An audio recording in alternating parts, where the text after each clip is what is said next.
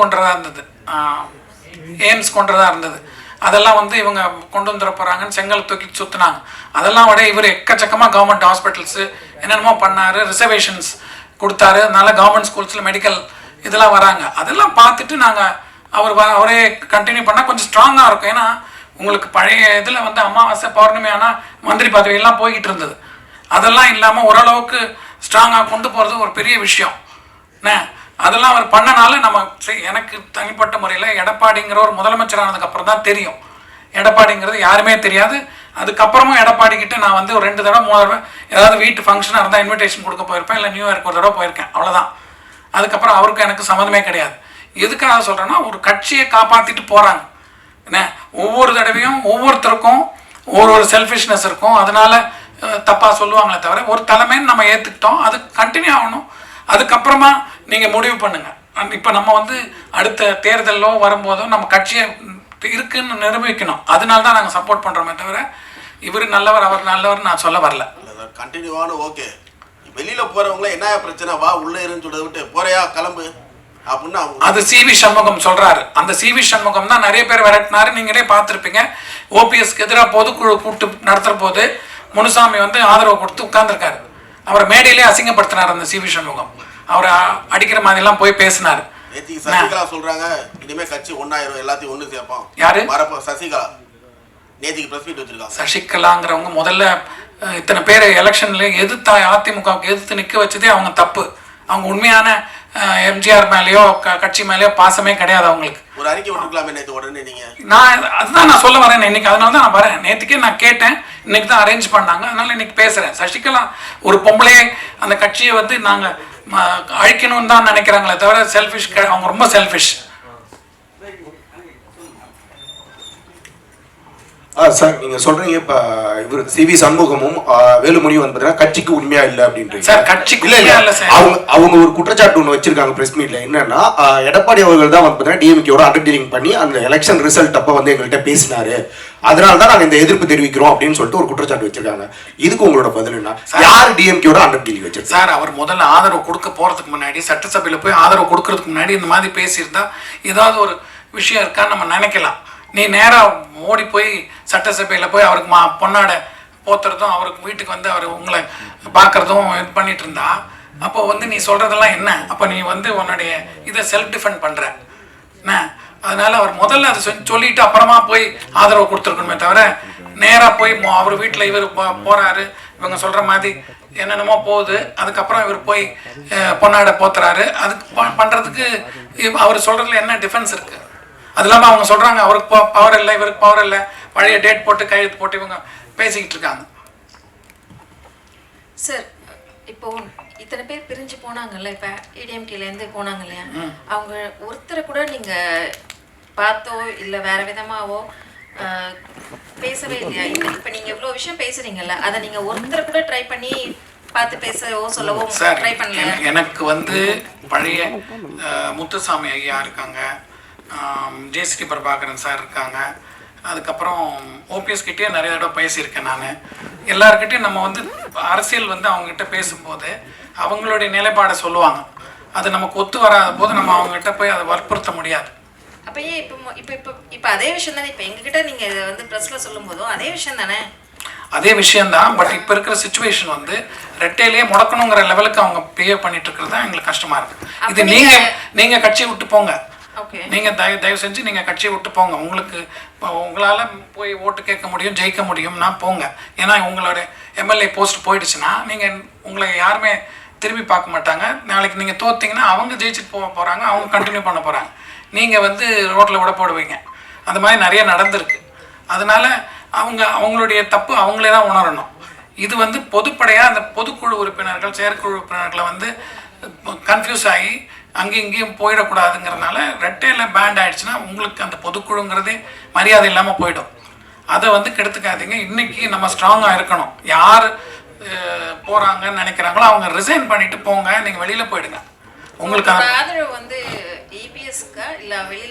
எனக்கு வந்து ரெட்டையில நிற்கணும், கட்சி இருக்கணும். இன்னைக்கு யார் பொதுக்குழுவில் பொதுச் செயலாளராக நீங்கள் எல்லாம் சேர்ந்து யார்?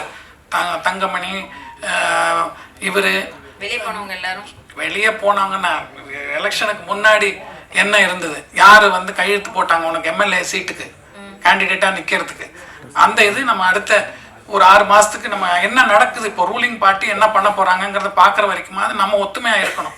உங்களோட கான்டாக்ட் பர்சன் ஒருத்தவங்க யாராவது இருக்காங்களாங்க?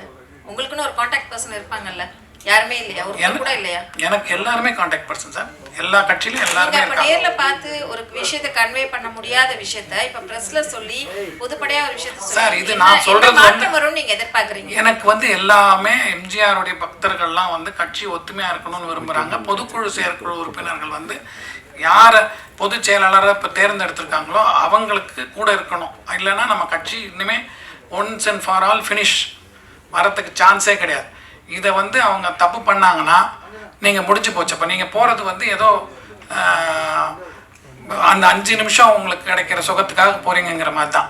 அதுக்கப்புறம் பின்னாடி லைஃப் லாங் அந்த ஏடிஎம்கேங்கிறதே உங்களால் தான் டிஸ்ட்ராய் ஆகிடுச்சுங்கிறத சாபம் வரவும் அது பண்ணாதீங்க, வேண்டாம்.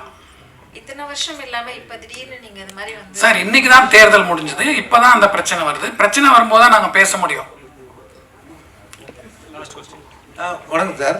இப்போ அந்த வாக்கெடுப்பு இல்லை, வாக்கு எண்ணிக்கை நடந்துட்டு இருந்த நேரத்தில் இப்போ தாவேக்கு கொஞ்சம் கூடுதல் இடம் வர்ற நேரத்தில் முதலாக சொன்ன டிவியில் வந்து ஒருவேளை வந்து அதிமுக சார்பில் எடப்பாடியும் பாமகவும் அதிமுக கூட்டணி ஆட்சி அமைச்சு திமுக வந்து வெளியிலேருந்து ஆதரவு தருவது கூட ஒரு வாய்ப்பு வரலாம்னு அதுக்கப்புறம் சில தொலைக்காட்சிகளும் இதை சொன்னேன்.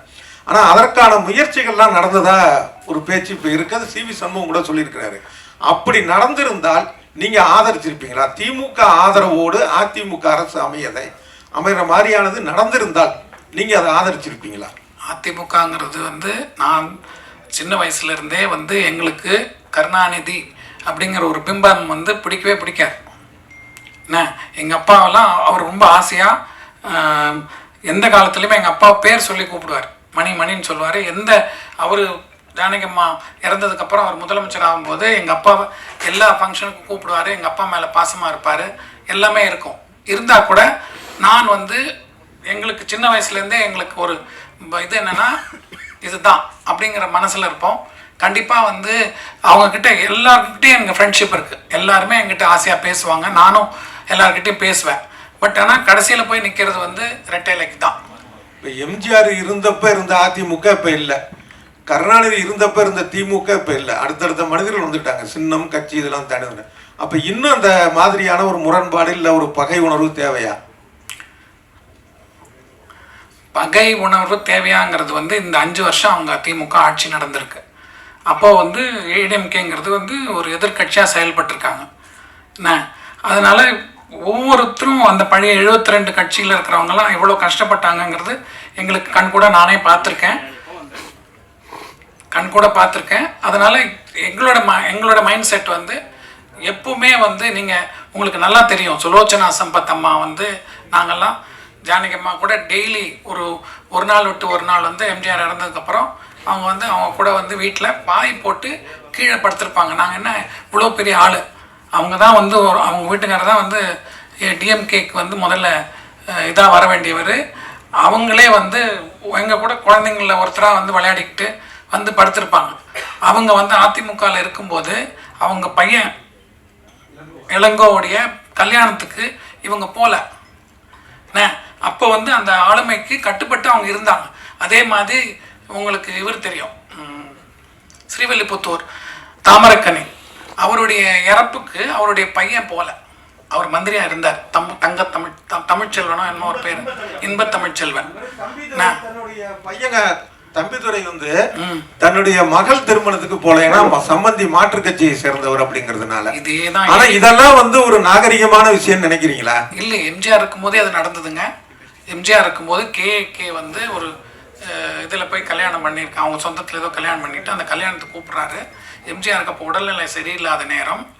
எம்ஜிஆர் வந்து அன்னைக்கு உடம்பு சரியில்லை, வரமாட்டாருங்கிற மாதிரி சொல்லிட்டு அவர் பாம்குரோ வழியாகவே, அவர் ராமாவரத்துலேருந்து கிளம்பி மவுண்ட் ரோடு வழியாக போகலாம், பாம்குரோ வழியாகவே போய் உட்லண்ட்ஸில் போய் இவங்க கல்யாணத்தில் அட்டன் பண்ணாங்க, நளினி அவங்க கல்யாணத்துக்கு அட்டன் பண்ணார். அதனால வந்து அது அந்த தலைமையோடைய அவங்க இஷ்டம், அது நம்ம ஒன்றும் சொல்ல முடியாது. சார், சிவி சண்முகம் சார் வந்து முதலமைச்சர் ஸ்டாலின் சார் பார்க்கறதுக்கு முன்னாடி ஒரு சோஃபா ஒன்று போச்சு. அது பெருசா பேச பொருளா இதுதான் எல்லாருமே சொல்றாங்க. இல்ல, நானும் இல்ல உங்களை மாதிரி இல்ல சார், நான் இல்ல சார், சொல்றேன். திருமாவளவன் சோஃபா ஒன்று போச்சு. திருமாவளவன் அது வந்து உதயநிதி ஸ்டாலினும் வந்து குறிப்பிட்டு சொன்னாரு. சோ வந்து காசுக்காக விலை போயிட்டாங்களா எல்லாருமே? சார் அது எனக்கு தெரியல சார். திருமாவளவன் அவர் வீட்டில் கூட அவர் பார்க்க வராரு. வரும்போது மழை கொட்டுது. அந்த அவசரத்தில் கூட சோஃபா உள்ளே போயிட்டு இருந்தது. அதெல்லாம் நாங்கள்லாம் பார்த்து சிரித்தோம். நாங்கள் உங்களை மாதிரி நாங்களும் பப்ளிக்கில் பார்த்து கமெண்ட் அடிக்கலாமே தவிர எல்லார் வீட்டுக்கும் சோஃபா போகிறது நாங்களும் பார்த்தோம், நாங்களும் சிரித்தோம். அது வந்து என்ன ஒரிஜினல் போச்சா டூப்ளிகேட்? இன்னைக்கு டிவியில் பார்த்துட்டு இருக்கும்போது திருமாவளவன் ஐயா சொல்கிறாங்க, நான் முன்னாடியே ஆர்டர் பண்ணேன், அது அந்த நேரத்தில் உள்ளே வந்தது. நீங்கள் டிவி பார்க்கலாம், அதுதான் சொன்னாங்க. அதனால இது வந்து நான் உங்களை மாதிரி ஊடகம் மூலமாக பார்க்குறது தான். இப்போ வந்து எடப்பாடியார் வந்து எல்லாத்துக்கும் அட்ஜஸ்ட் பண்ணி போகிற ஆள், சரிங்களா? யார் என்ன சொன்னாலும் கேட்டுக்கிற ஆள். ஆனால் வந்து ஆளுமை ஜாஸ்தி, சரிங்களா? இது மாதிரி ஒரு விஷயத்தில் வந்து வரும்போது அவரை வந்து இவ்வளோ நெருக்கடி கொடுத்து சரியா தவறா? கண்டிப்பாக தவறுங்க. எல்லாருமே நாங்கள் ஏடிஎம்கேங்கிறது ஒரு சாலிடான பார்ட்டி, அதுக்கு ஒரு லீடர்னு ஒருத்தர் செலக்ட் பண்ணியாச்சு. அது வந்து நம்ம இப்போ இந்த இக்கட்டான நிலைமையில் நம்ம ஸ்ட்ராங்காக நின்னாதான் அந்த பார்ட்டிக்கு வந்து ஒரு எல்லாருமே உங்களுக்கு நல்லா தெரியும், ஒரு மாற்று வேணும்னா ஏடிஎம்கே தான். அந்த மாற்றுக்கு ஒரு தலைமை இருந்துக்கிட்டு இருக்கும்போது அது ஒரு சப்போர்ட் பண்ணி போகணும். எல்லாருமே கண்டினியூஸாக எடப்பாடியே வந்து இன்னொரு 50 வருஷம் இருப்பாரோ இல்லை அவர் உயிரோடு இருப்பாரோங்கிறது கூட தெரியாது. அவருக்கும் உடம்பு வயசாகிடுச்சு, எல்லாம் நடந்துட்டுருக்கு. அதனால் அடுத்த தலைமை வரும், அது போதும். அதுக்கேற்ற மாதிரி நம்ம பிளண்ட் ஆகி போவோம். இன்றைக்கி இந்த சுச்சுவேஷனில் கொலாப்ஸ் பண்ணுறதுல நல்லா இல்லைங்கிறதுனால தான் நாங்கள் வரோம். சார் இப்போ வந்து டிவிகேக்கு சப்போர்ட் பண்ணுறாங்க சிவி சண்முகம், சரிங்களா? இன்னும் 5 வருட காலத்துக்கு பிறகு அதிமுக ஒரு கட்சி இருக்குமா இருக்காதா? ஏன்னா இப்போ வந்து இவங்க டோட்டலாக பிரிஞ்சு போயிட்டாங்கன்னா அடுத்த வந்து சார் அவங்களே ஜெயிக்க மாட்டாங்க சார், அவங்களே காணாமல் போயிடுவாங்க. சிவி சண்முகம்ங்கிறது அவருடைய உண்மை கலர். அவர் எம்பி போஸ்டர் ரிசைன் பண்ணுறாரு, எம்எல்ஏ இது பண்ணுறாரு, அவரே காணாமல் போயிடுவார். எங்களை மாதிரி எம்ஜிஆர் இது சோத்த தின்னவங்க, இல்லைன்னா எம்ஜிஆர் மேலே பாசமாக இருக்கிறவங்க, எம்ஜிஆர் மன்றத்தில் இருக்கிறவங்க, அப்புறம் அந்த குடும்பத்தில் இருக்கிறவங்க இருக்காங்களே. இப்போ நானே என் வீட்டில் நான் வந்து என் பையன்கிட்ட இந்த எலெக்ஷனில் இப்படி இருக்கேடா பக்கத்தில், நான் வந்து தேர்தலுக்காக வெயிட் பண்ணி தேர்தலில் ஓட்டு போட்டுட்டு அன்னைக்கு சாயங்காலம் நான் ஒரு முக்கியமான இதுக்காக நான் லண்டன் கிளம்புறேன். நான் போகும்போது என் பக்கத்து சீட்டில் பாம்பேலேருந்து 2 பசங்க, ஒரு யங்ஸ்டர்ஸ், பெரம்பூர் தொகுதியில் சேர்ந்த ஒரு பொண்ணு ஒரு பையன், வேறு ஏதோ ஒரு 2 பேர் வேறு வேறு ஆளுங்க. அதே மாதிரி இன்னொருத்தர் அந்த பக்கம் ஒரு முஸ்லீம் ஃபேமிலி உட்காந்துருக்காங்க. இவங்ககிட்ட சும்மா ஜாஸ்தியாக பேசும்போது அவங்க சொன்னாங்க, நாங்கள் எங்கள் அப்பா வந்து இந்த பொண்ணு சொல்கிறான், ஏரோஸ்டர்ஸு லீவ் போட்டு வந்திருக்கா, அவன் சொல்கிறான் எங்கள் அப்பா வந்து திமுக பரம்பரை திமுக, ஆனால் நான் வந்து இவருக்கு ஓட்டு போடுறேங்கிற மாதிரி வரேன். அதே மாதிரி அந்த இவர்கிட்ட கேட்குறேன், இஸ்லாமிய சகோதரர் அவர் ஒய்ஃபோட போகிறாங்க, அப்போ கேட்குறேன் இல்லை திமுக தான் வரணுங்கிற மாதிரி பேசுகிறாங்க. அதனால் கருத்துக்கள் வந்து அந்த மாதிரி நிறைய இருக்கும். ஒரு தகவலுக்காக சொல்றேன், ஜெயலலிதா உயிரோடு இருந்த வரைக்கும் குடியரசுத் தலைவர் மாளிகையில் போய் அவரை சந்திக்க போனாலும் இவருக்கான ஒரு சோபா முன்னாடியே அங்கே போவோம். அப்படி நடந்தது. ஒரு தகவலுக்காக சொல்றேன். அப்போ நீங்கள் வந்து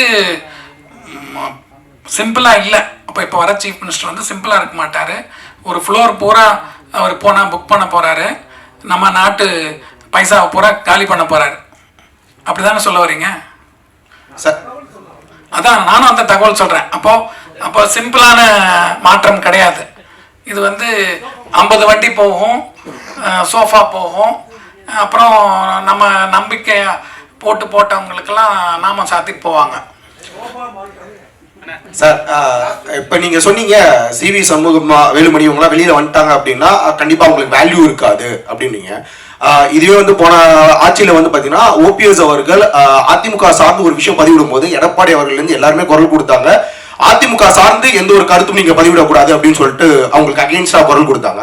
ஆனா இன்னைக்கு சட்டசபையில எடப்பாடி அவர்கள் வந்து பாத்தீங்கன்னா தாவேக்காக்கு வந்து ஆதரவு தெரிவிக்கல. அதே வந்து பாத்தீங்கன்னா சிவி சண்முகம் வேலுமணி இவங்க எல்லாம் வந்து பாத்தீங்கன்னா அதே சட்டசபையில உள்ள இருந்துகிட்டு ஆதரவு தெரிவிச்சு ஒரு கும்பல் நிக்கிறாங்க.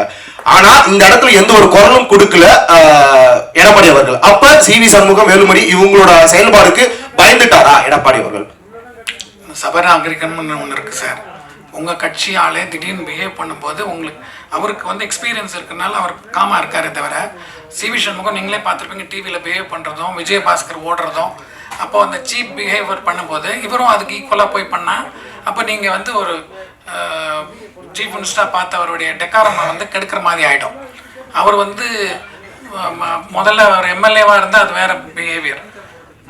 தலைவராக வரும்போது ஒரு சீஃப் மினிஸ்டர் இருக்கும்போது பிஹேவியர், அதனால அவர் டீசெண்டாக பிஹேவ் பண்ணார், இவர் இன்டீசெண்டாக பிஹேவ் பண்ணியிருக்காரு. இல்ல சார், கடந்த ஆட்சியில் வந்து பாத்தீங்கன்னா ஓபிஎஸ் இருக்கும் போதே வந்து பாத்தீங்கன்னா எடப்பாடி அவர்கள் அதே சட்டசபையில தான் அந்த வார்த்தையும் பதிவிட்டாரு. ஓகே, சோ அப்படி இருக்கும்போது இப்ப ஏன் அந்த சபை நாகரிகம் தெரிஞ்சிருக்கு அவருக்கு? சார், ஓபிஎஸ்ங்கிறவர் வந்து அவருக்கு முன்னாடி சிஎம்மாக இருந்திருக்காரு. என்ன அவர் வந்து செஞ்ச விஷயங்கள் வந்து ஒரு பொதுக்குழு இது பண்ணியாச்சு, அவர் சிஎம் ஆயிட்டார். அதுக்கப்புறம் நீங்கள் கட்சியை கெடுக்கிறதுக்குனே நீங்கள் பண்ணும்போது அந்த ஒரு இது சொல்கிறாரே தவிர, இன்றைக்கி இருக்கிற சுச்சுவேஷனில் உங்களுக்கு சிவி சண்முகமோட பிஹேவியரை பற்றி தெரியும். அவருடைய நடவடிக்கைகள்லாம் தெரிஞ்சுட்டு அவருக்கு ஈக்குவலாக அவர் வந்து இறங்கி பேச முடியாது. சார் வணக்கம் சார். சொல்லுங்கள். மாண்புமிகு எம்ஜிஆர் அவர்களால் துவக்கப்பட்ட அதிமுக, ஜெயலலிதா அவர்களால் கட்டி காக்கப்பட்ட அதிமுக, இன்னைக்கு சல்லியே உடைச்ச சசிகலா அவர்களே என்ன சொல்லியிருக்காங்கன்னா, எல்லாரும் ஒன்னா சேர்ந்து மீண்டும் அதிமுக ஒருங்கிணைச்சு கொண்டுட்டு வரணும் அப்படின்னு சொல்லியிருக்கிறாங்க. அது நடைமுறை சாத்தியமா? இன்னைக்கு ரெட்டையிலையை வந்து எப்படி காப்பாற்ற போறீங்க? இதுக்கப்புறம் உங்களோட நடவடிக்கை என்னவா இருக்கும்? சார், நான் தான் முதல்ல அவர் கேட்கும்போதே சொன்னேன், அவர் கேட்டபோதே சொல்லிட்டேன், சசிகலா வந்து முதல்ல இத்தனை பேர் கேண்டிடேட் நின்று ஓட்டை பிரித்ததே தப்பு. அப்போனா உங்களுக்கு விஜயகாந்த் பொண்டாட்டிக்கும் சசிகலாவுக்கு என்ன டிஃப்ரென்ஸு? உங்களுக்கு என்ன காசு கிடைக்குதோ என்ன சீட் கிடைக்குதோ அங்கங்கே ஓடுற மாதிரி போயிட்டு இருந்தாங்கன்னா, அப்போது சசிகலா வந்து ஆப்போசிட்டில் இருக்கிறவனுக்கு நீங்கள் ஆதரவாக செஞ்சீங்கன்னா அப்போ நீங்கள் என்ன ஒன்றுபட்டது? இப்போது இவரும் சொல்கிறது மாதிரி தானே இருக்குது. சண்முகம் வந்து தொட்டிலும் ஆட்டி விட்டுட்டு புள்ளையும் கிள்ளி விட்டுட்டு அழறது பேசுறதில்ல, என்ன நியாயம் இருக்குன்ற அது மாதிரி இந்த அம்மாவும் ஒதுக்கப்பட்டவங்க, இவங்க வேண்டான்னு முடிவு பண்ணிட்டாங்க. என்ன ஆனானப்பட்ட தினகரனே அவ்வளோ இது இருந்த போது அவர் இப்போ கூட இருக்கார். என்ன சந்தர்ப்ப சூழ்நிலையில் போயிட்டாங்க, அவரும் அண்டர்ஸ்டாண்ட் பண்ணிக்கிட்டார், அட்ஜஸ்ட் பண்ணி தானே போனாங்க. அதனால ஓரளவுக்கு ஒரு ஸ்ட்ரென்த் கிடைச்சதில்லை. அது அந்தம்மா வந்து பேசாமல் இருந்திருந்தா ஜெயிச்சிருக்கலாமே. அப்புறம் நீங்கள் பேசுனீங்கன்னா அது ஒரு வேலிடு பாயிண்ட்டாக இருக்கும். நீங்கள் எல்லா தப்பும் பண்ணிவிட்டு இப்போது சுச்சுவேஷனில் போய் நான் ரொம்ப பெரிய இது பேசுகிறேங்கிற மாதிரி பேசுனா அது நல்லா இல்லை.